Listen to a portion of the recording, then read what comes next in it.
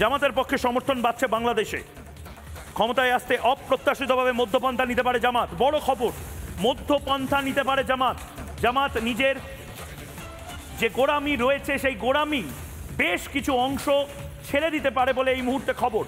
যদি mainstream politics বা একেবারে মূল রাজনীতিতে জামাত যদি নিজের দমে আসতে চায়, জামাতকে বলা হয়েছিল জামাত নিজের কিছু কিছু গোড়ামি ছেড়ে দিক।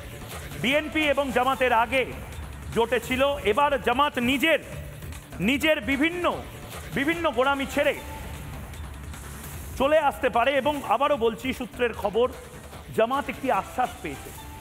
আমার কাছে যা খবর আছে সূত্রের, জামাতের নেতারা একটি আশ্বাস পেয়েছেন যে জামাতি নেতাদের বলা হয়েছে, আমির যিনি রয়েছেন জামাতের তিনিও এই ব্যাপারে অবগত, যে কিছু কিছু জিনিসের গোড়ামি যদি বন্ধ করা হয়, আফগানিস্তানে তালেবান যেভাবে সরকার চালাচ্ছে, বাংলাদেশে জামাত সরকার চালাতেই পারে, কিন্তু তাদেরকে কিছু কিছু গোড়ামি বাদ দিতে হবে।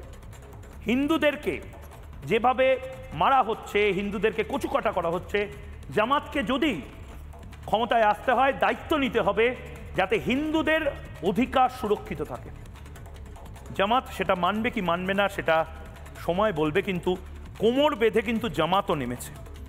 এবং জামাতের একটা অংশ যারা এখনো মোহাম্মদ ইউনূসের বিপক্ষে, তারা কি করবে সেটা জানাবো কাল। জামাতের সাপোর্ট এত কম যে জামাতের পক্ষে ক্ষমতায় আসা কঠিন। আমি আবার বলছি, সবচেয়ে বেশি সমর্থন আওয়ামী লীগে, তারপরে বিএনপির, তারপরে জামাতে। কিন্তু বিএনপি খুব একটা সুবিধা করতে পারছে না, আমি মনে করি না। দাদা জামাত বহু পরে, দাদা জামাত বহু পরে, দাদা আওয়ামী লীগের জামাতের সেই অবস্থান এখনো তৈরি হয় নাই দাদা। তাহলে আওয়ামী লীগকে আপনাদের নিষিদ্ধ করতে হলো কেন? সমর্থন নেই, হেরে যেত। আরে সমর্থন নেই তো নিষিদ্ধ করে কেন? ভয়ের চোটে তো। ভয় তো নিষিদ্ধ করবে, এত ভয় পাই। বেশ, আমার সময় একেবারে শেষ। কে ক্ষমতায় আসবে, কিন্তু একটা খুব ইন্টারেস্টিং জিনিস হচ্ছে, পশ্চিমবঙ্গ এবং ভারতের প্রত্যেকটি মানুষকে বলছি, ভারতের বহু জেলা থেকে, বহু রাজ্য থেকে আমাকে দেখেন, আবার হয়তো আপনারা মধ্যরাতে বা ভোর রাতে নতুন একটা স্বাধীনতার খবর বাংলাদেশ থেকে পেতে পারেন।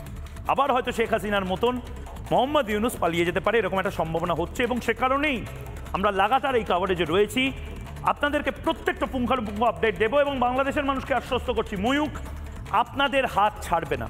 আমি জানি গোটা বাংলাদেশ এই মুহূর্তে শকুনে ভরে গেছে, কিন্তু বাংলাদেশের মানুষের সাথে ময়ূকের, রিপাবলিক বাংলার বা ভারতের সাধারণ মানুষের কোনো ধরনের কোনো শত্রুতা নেই। যখন এত বড় বিপদে আপনারা পড়েছেন, ভারত আপনাদের হাত ছাড়বে না।